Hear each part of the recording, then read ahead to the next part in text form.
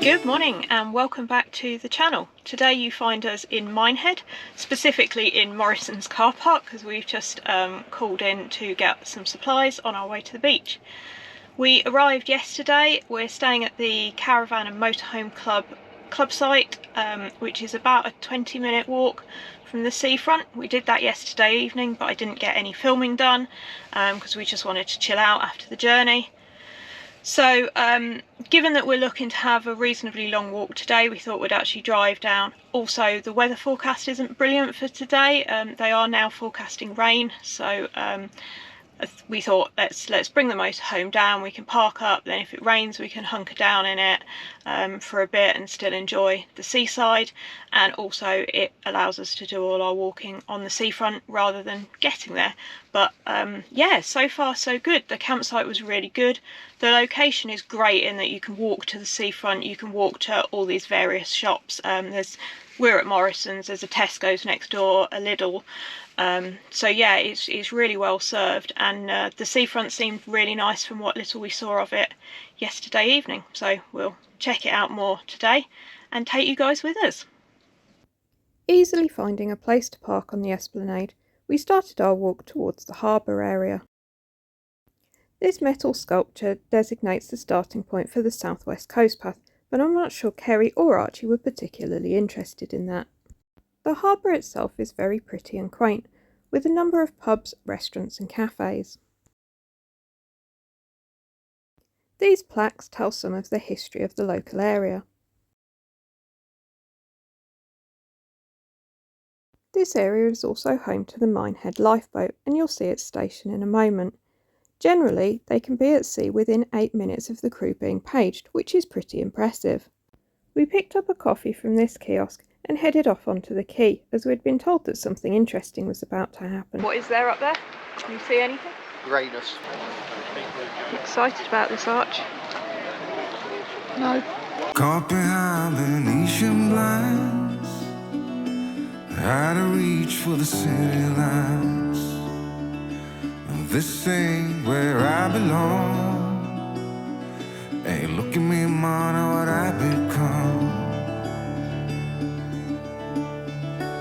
So how cool is this? We came to the harbour in Minehead just to take a look, and it's coincided with one of the only 2 times this year that this paddle steamer behind me is calling in. So yeah, we've watched her come in, and yeah, I think it's about to depart for Ilfracombe, so I think we'll watch that. How cool is this? It's not cool at all. Surrounded by coffin dodgers, it's not cool. The Waverley is actually the world's last ocean-going paddle steamer, and she was built in 1946. It was amazing quite how quickly she arrived and departed, making some speed there. For some reason, the gathered crowd also decided that they were going to rush off at this point. Oh, there's a bit of running over there as well. I suspect there'll be a sprained ankle or 2.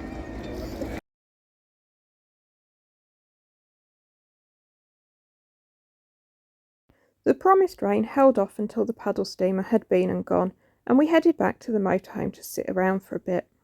The weather certainly wasn't dampening the spirits of the people on this steam bus.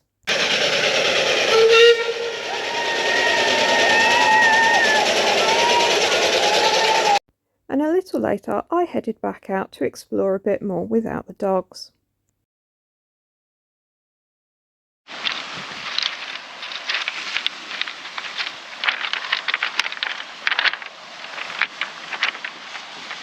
So, to be perfectly honest, I'm not sure there's going to be that much footage from today.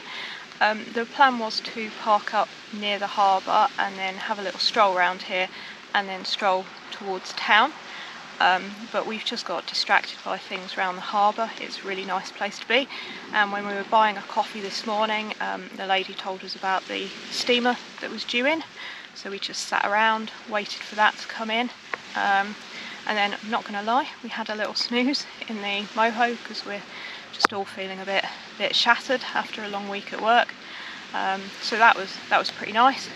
While we were doing that, it started to rain, which it's still doing now, but nothing too heavy.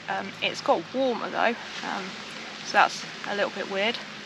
But yeah, it's just been a really, really nice day, and I've never been to Minehead before, didn't know what I was expecting, to be honest. I thought it might be a bit sort of kiss me quick seaside town, which is fine, nothing wrong with that. But actually there's a lot more to it than that, and this harbour area is amazing. Lots of green space as well down here to walk the dogs, so we've done that too. But yeah, really enjoying the trip so far, and it's yeah, hopefully we'll come back tomorrow, maybe explore the seafront a bit more. Hopefully it'll be dry weather. These metal heads that you'll see throughout the video are the brainchild of a local man, Stephen Hurd. He started making these in lockdown to help his own mental health and to put a smile on people's faces. They certainly do that, and they've proved so popular that he's now set up a community interest company. He can also be seen out and about picking up litter and generally improving the environment. In fact, we did spot him in the park while we were there. I've been running east, looking for a sunset, digging deep since '99. What I thought was gone was sitting in my pocket in plain sight all along. Parking here for vans and motorhomes seems pretty good.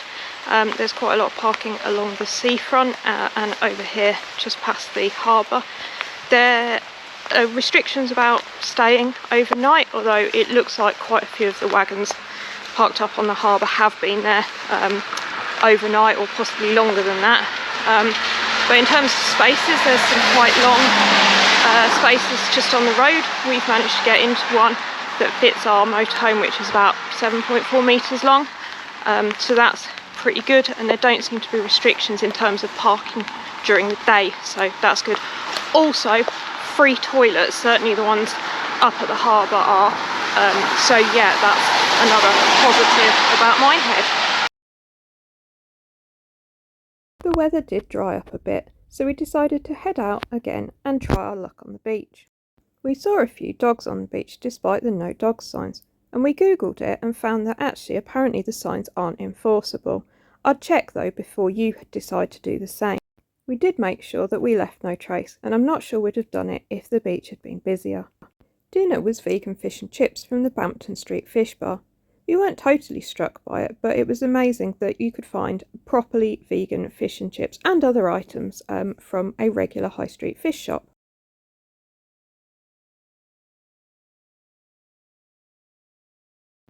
The next morning the weather had definitely taken a turn for the better, so we headed out onto the beach in the sunshine. I think it's time for me to go and burn all bridges. All I know, I got lost along the way, fell between the foam, pulling stitches. Time to let go, so come what may.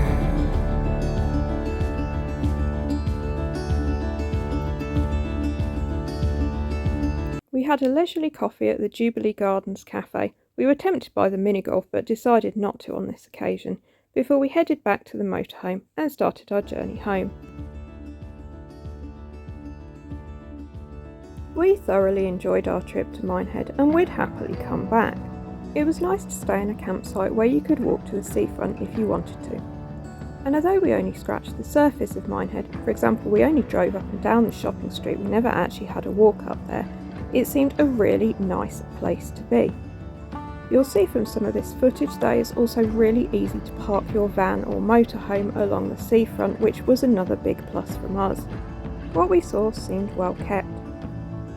Our visit coincided with a Butlins adults only 80s weekend, and when we first saw some big groups of people we started to get a bit worried, but we shouldn't have done. There was absolutely no issue at all. There were just groups of people that were enjoying themselves in Minehead and not causing any problems at all from what we could see. Minehead has the usual seafront attractions and the ice cream shop was amazing, but it also has a lot more than just that. For example, the harbour area with its old quaint buildings was a really nice chilled place to be, and surprisingly historical for somewhere that I honestly thought was just going to be a kiss me quick seaside town. The fact that it's got things like supermarkets and petrol stations, there's even a McDonald's that we've just driven past, also helps to sort of give you those civilised things that you sometimes do need if you're travelling around. The only downside is that there isn't really a good road to get here. Although it's on the A39, that is quite a narrow road in some places, and it's quite slow because it goes through villages. If you've got a large vehicle, some of those are a little bit tight, but no biggie if you're just sensible about it. But once you've got here, you forget all about the slow journey getting here, and yeah, it's a really nice place to be. Would definitely recommend it, and we would be coming back. We hope you've enjoyed your trip to Minehead with us. Please subscribe if you want to see more adventures like this, and give it a like if you liked the video. As always, thanks for watching.